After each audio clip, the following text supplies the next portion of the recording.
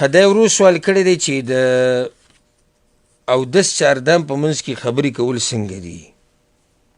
یعنې یو سړی چاردام کوي او د چاردام په دوران کې خبرې کوي، نو دې باره کې شریعت څه وایي؟ د اودس چاردام په دوران کې خبرې کول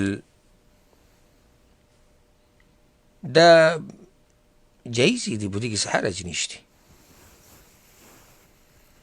ځکه چې دلیل پسې دی چې جایز دي، ځکه چې په شریعت کې داسې دلیل نه دی راغلی چې خبرې منع کړي. بعض علما وایي مکروه دي.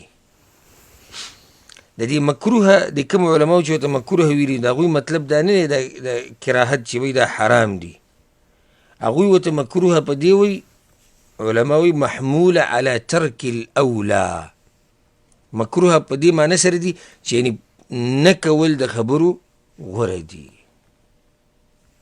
نه کول د خبرو غوره دي. دا د علماو د دغه ټکي معنی دی چې کله دې ځای کې وایي مکروه دي.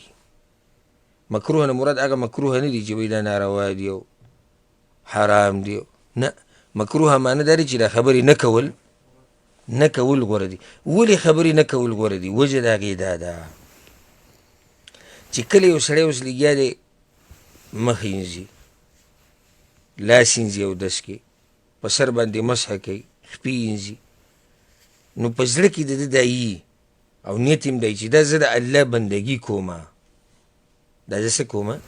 د الله بندګي کوم، او ډېر په توجه سره لګیا دا عبادت کوي. چې کله به دې خبرې شروع کړي نو دا توجه د ده ګډوډی شي، د توجه څه شي؟ ګډوډی شي، او د دې خبرو د لاسه وسوسه هم پیدا کېدی شي چې یاره ما به لاس څو پیرې اینځلی او ما به خپه څو پیرې اینځلي، آیا په سر به مې مسحه کړې او که نه؟ نو دا نقصانات پکې پیدا کېږي. نو ځکه د دې د لاسه علما وایي چې خبرې نه کول دا غوره دي. خو که چا خبرې وکړي د اودس چاردام په دوران کې نو دې کې څه حرج نشتي. والله اعلم.